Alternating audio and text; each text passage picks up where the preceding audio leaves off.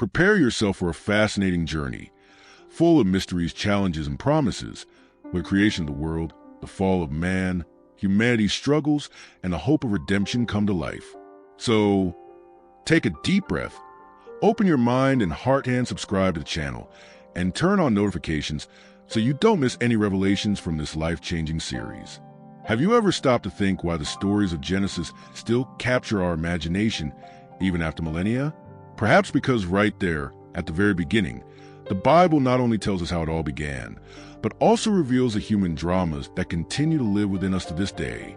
From the silence of the abyss to the first cry of life, from the innocence of the Garden of Eden to the shame of the fall, from Abel's sacrifice to Noah's renewed hope, each person and their choices teach us powerful lessons about who we are and where we are going. So, if you want to discover what the creation of the world, the Spirit of God, light and darkness, the first murder, and even the mark of Cain have to do with you today, stay here. By the end of this journey, I'm sure you'll see yourself and life with new eyes. Shall we begin? In the beginning, before anything existed, everything was an absolute void, a profound silence that only the Spirit of God could fill. There was no light, no color, no form, only the abyss, that dark and mysterious space that seemed beyond our reach. It's as if the universe were holding its breath, waiting for a divine breath to awaken it from nothingness. And that's where the Spirit of God comes in, hovering over the waters, ready to begin the greatest work we've ever seen. Just imagine a world without sound, without movement, without life. It may seem strange, but it is precisely the scenario of silence and emptiness that prepares us to understand the power of God's Spirit in action. He didn't just exist there, he was the creative force, the invisible engine that sustained everything. Like an invisible conductor, God's Spirit waited for the right moment to conduct the symphony of creation. This image helps us realize that even in moments of apparent emptiness or chaos in our lives, there's always a silent and powerful movement taking place. So, when you think about starting over, remember this principle: emptiness is not the end. It's just the beginning in disguise. Just as the Spirit of God hovered over the waters before let there be light, we too can wait for the breath of life and hope to transform what seems lost. And speaking of let there be light, we're almost there to unravel that first word that changed everything. Thinking of God's Spirit as hovering over the waters reminds us that even when everything seems chaotic, there is a constant presence that sustains and guides. On our own journey, we may encounter moments when everything seems like an abyss full of doubts, fears, and uncertainties, but that is when the Spirit acts, bringing order to chaos and clarity to confusion. It is an opportunity to trust in the invisible force that is always there, ready to act. And when we speak of water, we don't think only of liquids, but of symbols of depth, mystery, and potential. Just as the Spirit of God hovered over the waters, we can also learn to recognize and value what lies beneath the surface of our lives. This is a prelude to what is to come, the powerful word that will separate light from darkness and usher in the creation of the world. The creation narrative is a true spectacle in 7 acts, each day bringing a new stage filled with meaning and power. It begins with the famous "Let there be light," which is not just an order, but the moment when everything gains clarity, separating light from darkness. Each day, God shapes the initial chaos, organizing heaven and earth, seas and dry land, vegetation, celestial bodies, and finally, animal and human life, all with impressive purpose and harmony. As we follow these 7 days, it's interesting to realize that creation isn't a chaotic or random event, but a gradual process, almost like assembling a complex puzzle. Each step is essential and follows a divine order, demonstrating that the creative process also holds a lesson for our own lives. There's no skipping steps, and everything has its own time blossom. Furthermore, the idea of rest on the 7th day reveals the importance of balancing work and rest, something many people forget these days. Finally, reflecting on the creation of the world connects us to something greater, a divine plan that is always in motion and involves the Spirit of God guiding every detail. It's an invitation to value each phase of our own development, recognizing that even when nothing seems to be happening, something is forming behind the scenes. Now that we've glimpsed this structure, let's delve into the details of the first day of the separation of light and darkness. On the first day of creation, God gave a command that changed everything: let there be light. Suddenly, the void and darkness were shattered by a brilliant light. and the separation between light and darkness established the rhythm of day and night.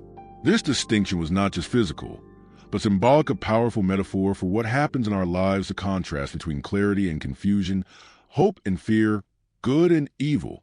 Think of light as that insight that illuminates the path when we're lost, or the energy that propels us to rise even on difficult days.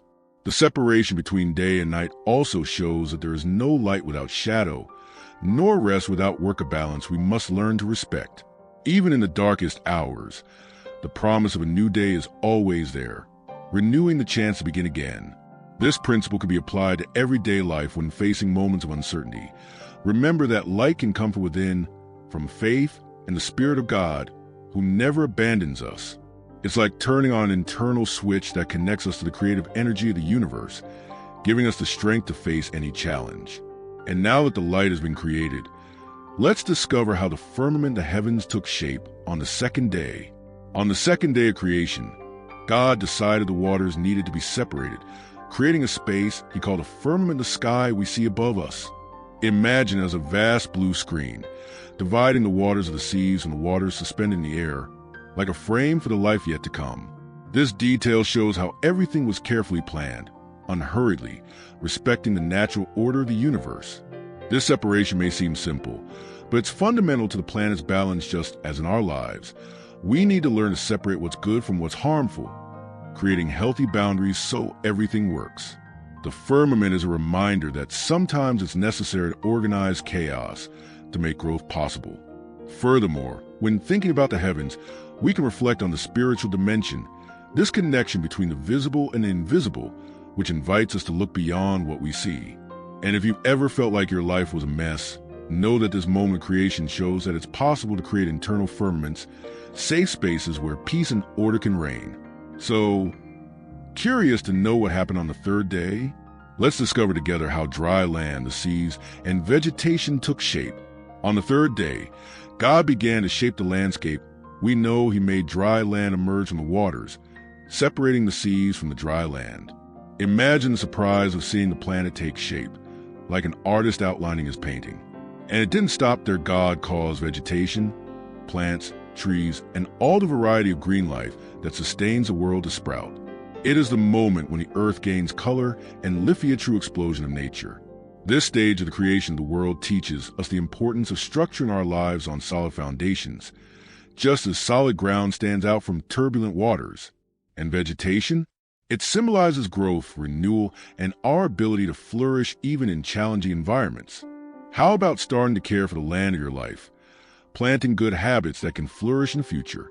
Reading books on personal development, for example, is like sowing good seeds for your growth. Furthermore, recognizing the divine order in this process helps us understand that nothing happens by chance. Every plant, every tree, every flower has its own time to grow, and this applies to us too. Patience and care are essential because, just as in creation of the world, progress happens day by day. Now, let's move on to the fourth day, where the light of the sun, moon, and stars begins to govern time.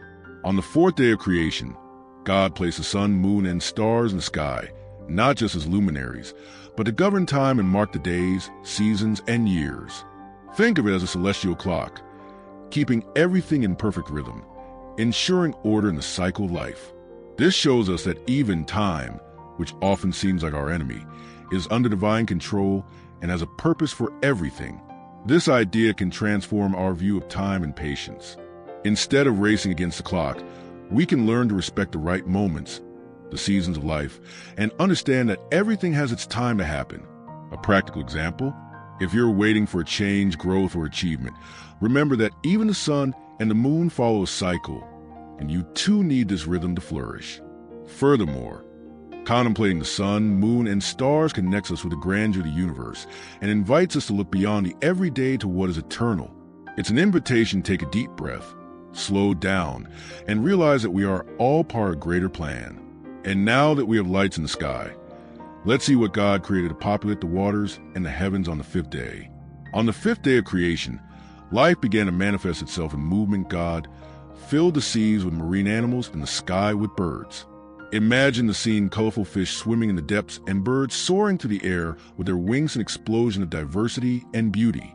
This reminds us of the Creator's infinite creativity, who spared no detail to make the world vibrant and full of life. This passage is an invitation to appreciate the diversity around us and within ourselves. Just as marine animals and birds have their specific places and functions, each person has a unique role in the world.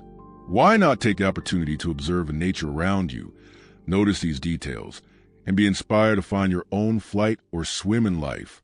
Small actions, like walking in a park or visiting an aquarium, can awaken this connection. Furthermore, the creation of these beings reminds us that life is dynamic, full of movement and rhythm. It's an invitation to break out of stagnation, seek growth, and open ourselves to new experiences.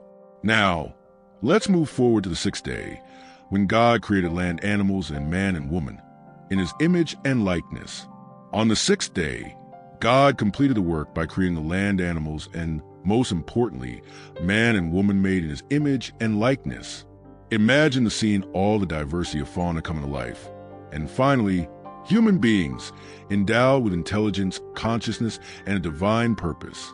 This shows us that, unlike animals, we are called to reflect God's character in our daily attitudes and choices. Being created in God's image means carry within us the capacity to love, create, forgive, and seek justice. It's a responsibility and a privilege, something that can transform the way we see ourselves and treat others. How about starting to exercise this potential? Practice empathy, care for the environment, and cultivate relationships based on respect small actions that reflect the greatness of creation. Furthermore, understanding this connection to the divine can help us find meaning and direction, even in the most difficult moments.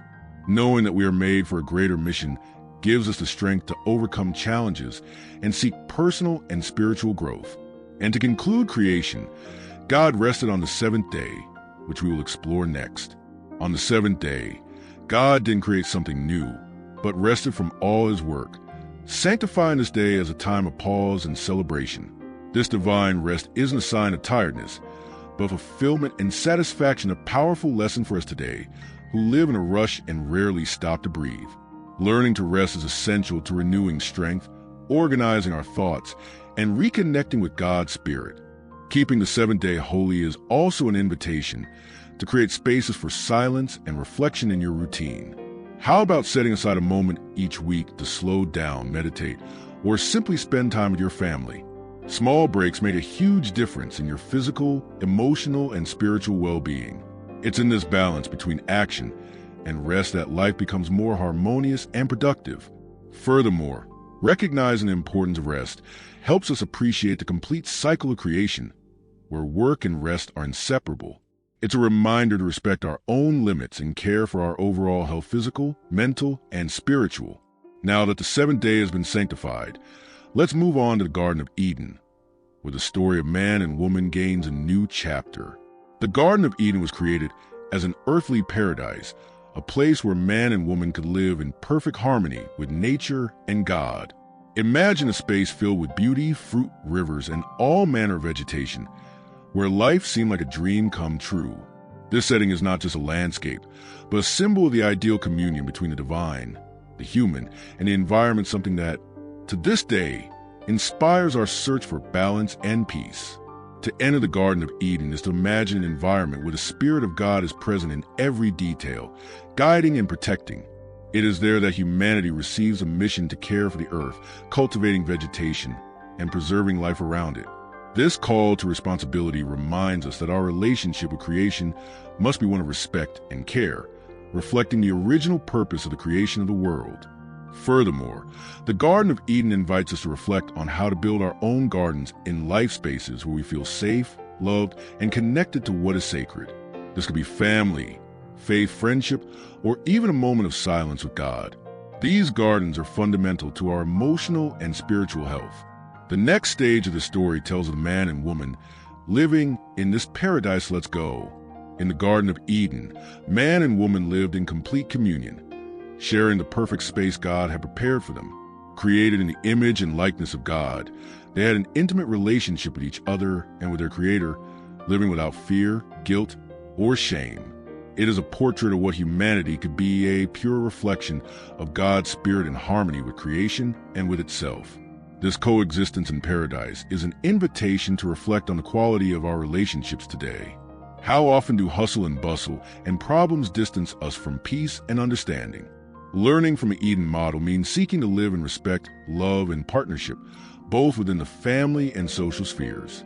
Furthermore, being in the image of God means that our dignity and worth are inalienable, regardless of mistakes or difficulties we face. It's worth noting that even in paradise, there were rules such as a divine command not to eat from the tree of the knowledge of good and evil. This restriction shows that true freedom isn't about doing whatever you want, but living in balance, respecting the limits that keep us whole. This prepares us to understand the challenges that will come with the fall of man. At the heart of the Garden of Eden stood two very special trees, the tree of life and the tree of the knowledge of good and evil. The former represented immortality and eternal communion with God, an invitation to a full life. The latter, in turn, presented the challenge of choice the limit God placed on humanity so that it could exercise free will and understand the consequences of its actions. This duality between life and knowledge is fascinating because it mirrors dilemmas we face daily, whether to follow the path of goodness, light and hope, or succumb to temptation, error, and sin. The tree of knowledge was not a villain, but a test, an opportunity for humanity to learn to choose wisely. In our lives, this can be compared to making decisions that confront us with right and wrong and how we deal with the consequences. Furthermore, this story reminds us that freedom comes with responsibility. Choosing well is a constant exercise, which depends on our discernment and connection with the Spirit of God. Thus, the Garden of Eden was not just a place, but an invitation to a profound relationship with the divine and with ourselves, which will soon be put to the test. In the Garden of Eden, God gave a clear and simple commandment: do not eat from the tree of the knowledge of good and evil. It seems like a simple rule, but it carries enormous weight. It was the first divine commandment for man and woman, a test of obedience and trust. This command shows that true freedom does not mean doing whatever you want, but acting responsibly, respecting the boundaries that protect life and harmony. This commandment is like those rules that, in everyday life, seem boring, but are ultimately for our own good, like wearing a seatbelt or maintaining a balanced diet. Learning to say no to some things may seem difficult, but it's essential for our growth and protection. In practice, we can reflect on what forbidden fruits we're facing in our lives today, habits, thoughts, or attitudes we need to avoid to live better. Furthermore, the commandment reveals God's constant invitation to trust Him, even when we don't understand everything around us. Obedience is an act of faith, which strengthens our relationship with God's Spirit and prepares us for future challenges. And speaking of challenges, soon comes the temptation of the serpent, which will test his trust. The moment man and woman yield to the serpent's temptation, the famous fall of man occurs, a watershed moment in human history. It is a moment when original sin enters the scene, bringing shame, fear, and the rupture of perfect communion with God. Suddenly, paradise is transformed into a place where light and darkness coexist, and life will never be the same again. This episode is a powerful reminder of how subtle and treacherous temptation can be. The serpent represents those internal or external voices that lead us into error, doubt, and disobedience, leading us away from God's Spirit. In practice, this calls us to be alert to forbidden fruits we insist on eating, even knowing the consequences. It's an invitation to strengthen our vigilance and seek divine wisdom. Furthermore, the fall shows us that, although we have erred, we are not condemned to eternal failure. Shame and nakedness symbolize the awareness of error, but also the beginning of the search for redemption and growth. It's a story that connects us with humanity in its fragility, but also in its capacity for a new beginning. Now, let's understand more about the serpent's temptation. The serpent in the Garden of Eden is the embodiment of cunning and temptation, that element that knows exactly how to plant doubts in the hearts of men and women. It doesn't arrive with direct threats, but with questions and suggestions, making it seem as if disobeying commandment would be an act of wisdom and freedom. It's the classic trap we encounter in our lives to this day, where what appears good on the surface can hide serious consequences. Understanding the serpent's temptation is fundamental to our personal journey, as it teaches us that evil doesn't always present itself as something obvious. It often comes disguised as a better choice, an acquired right, or something everyone is doing. The key to avoiding these traps is to stay connected to the Spirit of God, cultivating discernment and a clear awareness of the limits established for our good. Furthermore, the serpent warns us of the dangers of excessive curiosity and pride, which can lead us to ignore God's commandments. Recognizing these temptations within ourselves is the first step to resisting them and maintaining integrity. Now that we discussed temptation, let's explore the crucial moment when Eve and Adam eat the forbidden fruit. Eve, seduced by the serpent, and Adam, with her, take the step that would change the destiny of humanity. They eat the forbidden fruit from the tree of the knowledge of good and evil. This act, filled with curiosity, disobedience, and a desire for autonomy, marks the entry of original sin into the world, a profound rupture in communion with God and the innocence of the Garden of Eden. It's interesting to consider how, even with all the blessings and care, human beings can be led to make bad choices, often motivated by doubt or a desire to understand beyond what was previously permitted.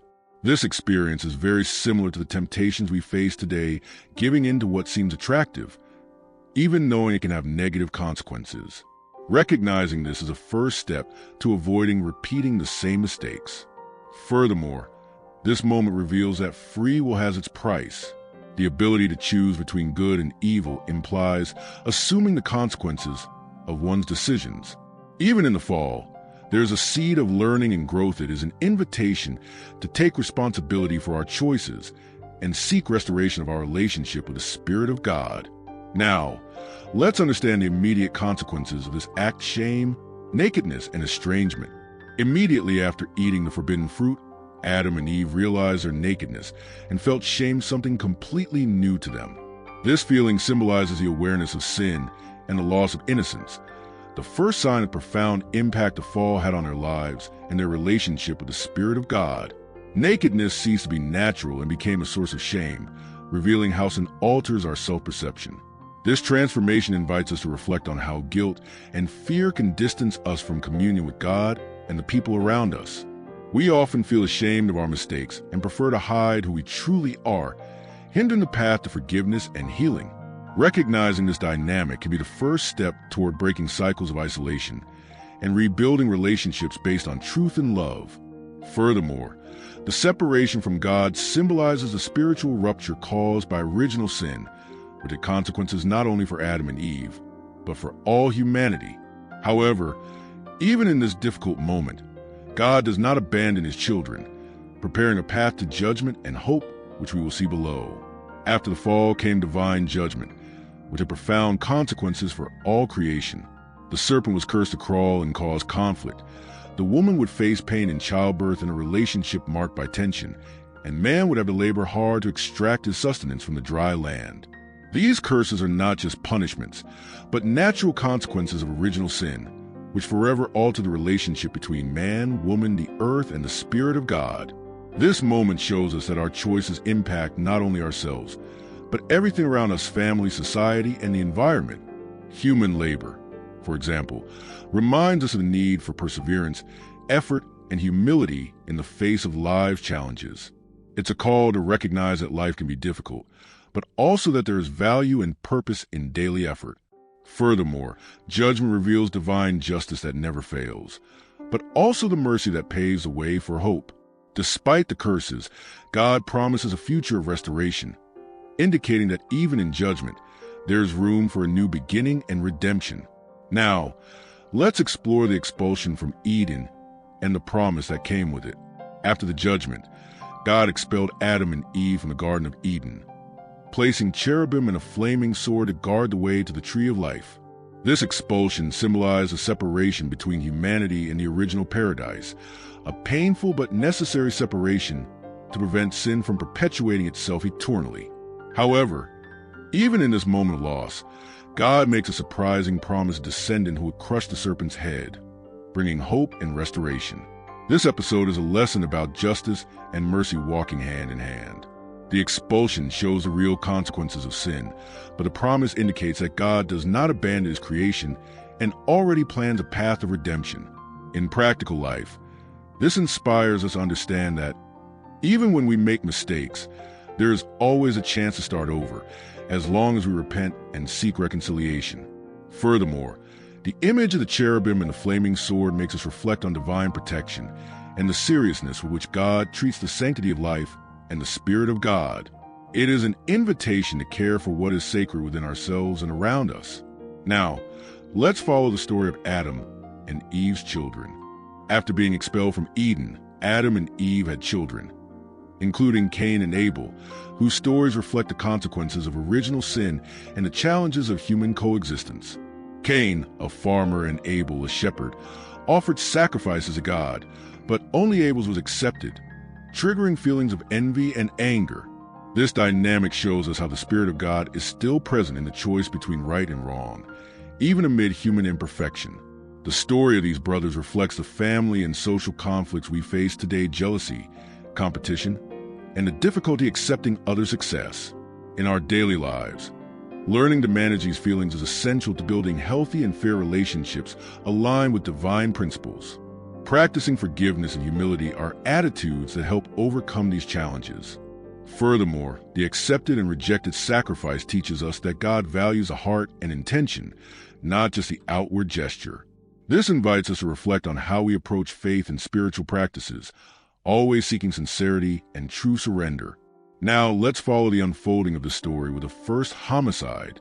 The climate of envy and resentment that gripped Cain's heart culminated in one of the saddest moments in human history: the first homicide, when he killed his brother Abel. This violent act not only broke family ties, but also demonstrated how original sin was already deeply rooted in humanity, affecting relationships and turning man against his own brother.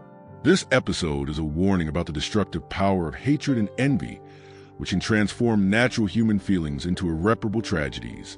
In our daily lives, it's essential to recognize these emotions and seek healthy ways to deal with them, such as open communication and forgiveness, to prevent conflicts from escalating. Furthermore, Abel's murder reminds us of the importance of taking responsibility for our actions and their consequences. Cain's story teaches us that avoiding guilt and reparation only leads to more suffering. Now, let's understand the punishment and the mark Cain received after this act. After Abel's tragic murder, Cain received a severe punishment from God. He would become a wanderer and fugitive on earth. Furthermore, God placed a mark upon him, a sign that protected him, but also reminded him of the consequences of his actions. This punishment was not merely revenge, but an opportunity for reflection and change, demonstrating that even in divine judgment there is room for mercy and learning. The mark of Cain symbolizes the traces our choices leave in our lives and the lives of others. It's a reminder that wrong actions can have lasting consequences, affecting our path and our relationship with the Spirit of God. Therefore, it's essential to cultivate awareness and repentance so we can begin again with greater wisdom. After the sad story of Cain and Abel, Adam and Eve received a new blessing with the birth of Seth, a son who symbolizes hope and a renewal of the lineage promised by God. Seth represents a new chance for humanity, a fresh start that keeps alive the connection with God's Spirit and the possibility of restoring the communion lost in Eden. The arrival of Seth teaches us that even after mistakes and losses, there's always an opportunity to start over with faith and determination. It's like when we face personal difficulties, hope needs to be cultivated so we can move forward, confident in the possibility of transformation and growth. Inspirational books, such as Napoleon Hill's Think and Grow Rich, can help strengthen this positive and proactive mindset. Enoch is a fascinating figure in the lineage of promise, a man who walked with God so intimately and constantly that he did not experience ordinary death, but was taken directly by God. This story shows that it is possible to maintain a deep connection with the Spirit of God, even in a world marked by corruption and the fall of man. Furthermore, Enoch's life reminds us that hope is not lost, even when everything around us seems to be falling apart. He is an invitation to believe that judgment and hope go hand in hand, paving the way for redemption. Now, let's learn about Noah's birth, his role in this story. Noah was born into a turbulent time when humanity's corruption and violence already dominated the earth. His father, Lamech, recognized him as a comfort in the face of hardship and the curse that weighed on the dry land. Noah emerges as a living hope, a sign that God has not yet abandoned creation and that imminent judgment is on its way. Noah's story invites us to reflect on the importance of maintaining faith even in difficult times. In our own lives, When we face moments of chaos and injustice, we can find comfort in the certainty that God's Spirit is with us, guiding us and preparing the ground for a new beginning.